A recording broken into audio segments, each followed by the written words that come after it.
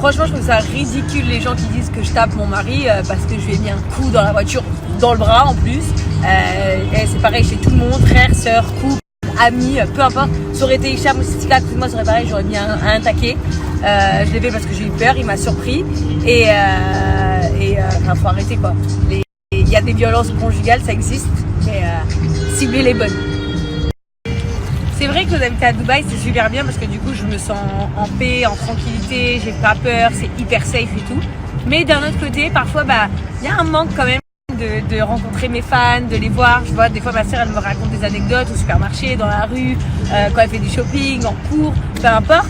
Et elle rencontre plein de gens qui sont fans d'elle.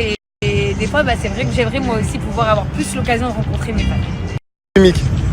C'est vrai que toutes ces polémiques autour de moi et de ma famille, ça me saoule un peu parce que moi, je suis quelqu'un de très impulsif et qu'à chaque fois que je vois un truc, j'ai envie de prendre mon portable et insulter tout le monde. Exemple, quand on sort des articles comme quoi je suis en couple avec Sisika, j'ai envie de faire bordel sur mon snap. Quand on sort que la marque Liberty Play, elle est à moi alors qu'elle n'est pas à moi, j'ai envie de prendre mon snap.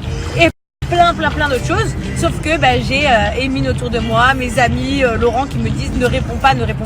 Et moi, c'est vrai que c'est pas dans mes habitudes de pas répondre. Donc forcément, je me sens frustrée de ces polémiques parce que moi j'ai envie de dire en fait la vérité, j'ai envie de parler et en fait j'ai l'impression que même si je parle c'est encore pire au final parce que la dernière fois où j'ai pleuré sur Snap ça a fait que aggraver les situations, on en a encore plus parlé, donc j'ai bien compris que ce qui marche c'est de fermer sa gueule, mais pas facile pour moi. Alors faut savoir que c'est pas moi qui ai créé la JLC Family mais c'est vous qui l'avez créé. Moi à la base j'étais Jazz et après j'ai rencontré Laurent qui était Laurent Billionnaire. Après, vous avez créé la JLC Family en nous citant comme ça, donc on a repris ce nom, c'est vrai, et on a introduit nos amis, tout ça. Alors oui, forcément, on va pas vous mentir, il y a un côté très professionnel et business, comme notre émission, comme notre snap de la JLC Family qu'on adore vous partager, mais il y a aussi un côté hyper humain, c'est qu'on a envie de vous refléter qui on est nous. C'est vrai que parfois, quand vous regardez la télé-réalité, les castings, ils sont souvent exactement pareils, même si c'est pas les mêmes personnes. Nous, c'est vraiment une communauté mélangée, que ce soit les Renois, que ce soit les Maghrébins, que ce soit les Africains, que ce soit les vrais Arabes d'ici, que ce soit les Européens, que ce soit peu importe les religions. En fait, nous, on est vraiment comme ça, on vit en communauté. Et notre famille, elle est basée de plein de cultures et plein de religions différentes. Et du coup, on est hyper content de partager ça avec vous parce qu'en fait, on reflète qui vous êtes. Yeah. Faut savoir que moi, je me suis disputée avec personne de filles qui ont été de mon milieu, qui ne sont plus mes amies. En fait, en réalité, j'ai jamais cherché à être amie avec ces gens-là.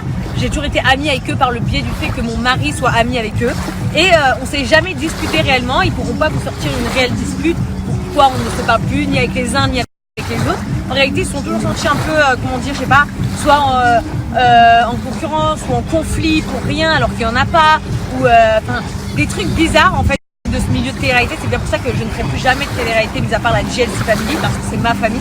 Parce que j'ai l'impression qu'à chaque fois, tout est problématique, tout est polémique, tout est ça, alors qu'en vrai de vrai, aujourd'hui je n'ai la haine pour aucune de ces personnes-là et je ne me suis disputée personnellement moi Jazz avec aucune de ces personnes-là et je n'ai pas cherché non plus à être amie avec eux, donc c'est sans regret et puis chacun sa vie. C'est vrai qu'on reçoit des menaces en permanence sur notre téléphone, sur notre numéro perso, en direct, pas en direct. J'aurais à dire que c'est triste, en fait c'est une triste réalité parce que moi ça m'affecte parce que je suis une maman et que j'ai des enfants et que je m'inquiète pour mes enfants, etc. Après le reste de ma famille, je peux vous dire, ils s'en foutent royalement. Du premier au dernier, ça leur sort du cul. Moi, ça m'affecte un peu, c'est vrai. Je trouve ça juste triste en fait en 2020 qu'on en arrive là, à menacer les gens parce qu'ils ont un peu de notoriété. En fait, j'ai l'impression que depuis que je suis connue, tout est de ma faute. Je sais pas, si la Tour Eiffel s'écroule, c'est à cause de Jazz. Si quand tu mets ton rouge à lèvres, il s'applique jusqu'aux oreilles, c'est à cause de Jazz. Si tu as acheté une commande qui n'est pas arrivée à ton domicile à cause de la poste ou à cause de la marque, je ne sais pas, c'est à cause de Jazz. Alors que, sachez, je vous rappelle quand même, je suis influenceuse chez WeEvent et mes pubs, je les fais par le biais de mon agence WeEvent.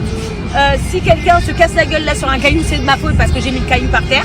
Et en fait, tout le monde veut t'amender de tous les côtés parce que t'es connu. Je trouve que c'est triste et c'est injuste en fait et qu'il y a tellement de gens horribles dans le monde que peut-être ça serait mieux de s'attaquer aux gens horribles qu'aux gens qui vous ont rien. Et au final, qu'est-ce qui se passe ? Il se passe que je me gâche une soirée ou je me gâche une journée parce que ça me casse la tête. Après, il se passe rien du tout parce que comme on est très très bien entouré, au final les histoires s'arrêtent et puis ça en reprend d'ailleurs et ça en reprend d'ailleurs. Donc au final, bien sûr, grâce à Dieu, il nous arrive jamais rien, on n'a aucun problème, on est très très très bien entouré. Mais moi, en étant une femme, ça me casse la tête et donc c'est fatigant en fait. À partir d'aujourd'hui jusqu'au dernier jour de l'aventure, maintenant tu t'appelleras Post Caca. Bon les amis, c'était Jazz en direct de l'ITV de la JLC Family. Retrouvez demain Émile, mon assistant, pour plein de petites nouvelles, plein de petites exclus de comment il vit l'arrière de la JLC Family.